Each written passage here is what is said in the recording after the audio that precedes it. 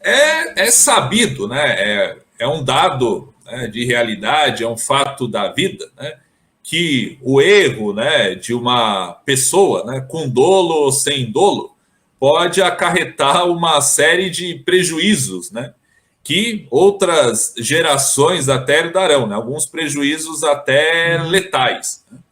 E tirar Deus dessa história não resolve. Né? Mas o livro de Jonas parece que dá a entender que Deus manda uma tempestade, né, e quase leva, né, um barco ao naufrágio, né, por causa de uma única pessoa, por causa de Jonas. Né? Tanto é que quando Jonas é lançado ao mar, né, a tempestade se acalma. Né? Como que a gente deve ler, como a gente deve interpretar? Né? Deus pode trazer desgraça, né, a uma coletividade, a um grupo de pessoas por causa do dolo, né, de uma única pessoa? Não parece um pouco contraditório, né, com aquele diálogo, né, de Deus com Abraão, né, que Deus diz que por 10, até por 10, né, ele pouparia Sodoma da destruição, por 10 justos. Uhum. É interessante a sua pergunta, Júlio.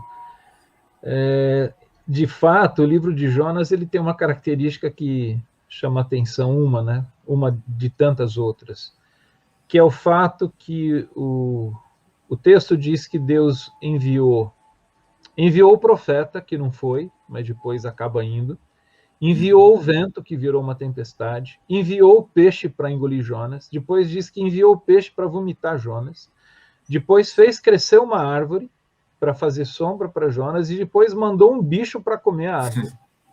Então, assim, o texto de Jonas mostra o protagonista principal, e, sobretudo, aquele que é o dono da mensagem, né? Jonas é o portador, e aqui, então, assim, é o que é o dono da mensagem, e é o que é quem exercita a misericórdia, né? Então, assim, Deus ele é o protagonista principal, sem dúvida, no livro de Jonas, porque ele controla todas as variáveis, parece. Né? O mar, a baleia, lá, o peixe, né? Isso foi um ato falho, né, da baleia.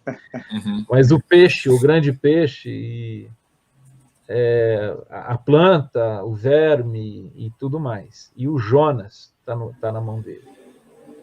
Quando você falou dessa questão, né, de uma ação de Deus que pode implicar numa espécie de juízo por conta de um camarada que está naquele barco e que afetaria toda a tripulação, né, todos os marinheiros, eu lembrei, Júlio, de um outro episódio que envolve um barco e alguém que está dormindo no barco. Só que em outro mar, que é o Mar da Galileia, que é quando Jesus está num barco, ele está dormindo. Mas tem um detalhe no texto dos evangelhos que diz que junto com aquele barco havia outros barcos ali perto, acompanhando o barco de Jesus. E me parece que todos eles foram pegos naquela tempestade, né? E aí quando Jesus ele se levanta e manda acalmar o vento e o mar, me parece também que aqueles barcos que estavam próximos a Jesus, eles se beneficiaram desse ato de compaixão e de misericórdia de Jesus. O de Jonas é o contrário, né? Ali o Senhor traz um vento que pode afundar aquele barco e que implicaria na morte de todo mundo que estaria ali.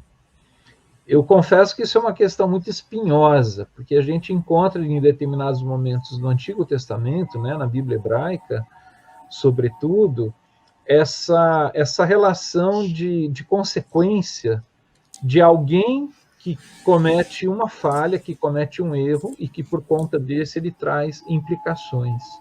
Se a gente tirar Deus dessa jogada, né, desse olhar, eu acho que talvez é interessante a gente pensar, Júlio, que nós somos muito mais solidários e coletivos do que a gente imagina. Então, assim, as nossas ações, poucas delas têm implicações que ficam restritas somente à própria pessoa que está exercendo essa ação, né? Então, se a gente for considerar, por exemplo, uma pessoa, um pai, uma mãe de família, que faz uma decisão equivocada, pode ter implicações muito sérias para os seus filhos, né? ali no caso de Jonas, a leitura que é feita é que Deus está conduzindo os processos, e aí é uma leitura que eu faço a partir até de uma fala que o Ariovaldo teve já há um tempo, Ariovaldo Ramos, de que no que diz respeito à condução do projeto de salvação e de redenção para a humanidade que Deus tem, ele conduz as variáveis. No mais, existe um certo elemento aleatório de como que as coisas acontecem, né? Mas o que me chama a atenção é o fato de que as coisas que nós fazemos, elas têm uma repercussão que não fica só em nós mesmos, como agentes da ação, mas elas trazem uma repercussão.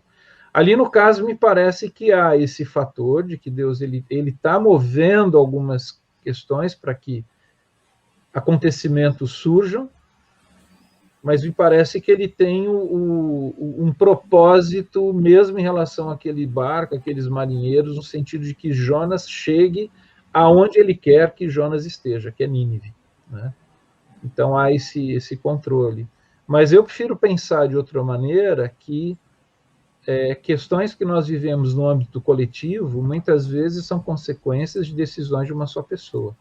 Isso a gente vê em termos de uma família, de uma comunidade e até de um país, como talvez o que a gente experimenta hoje no nosso Brasil.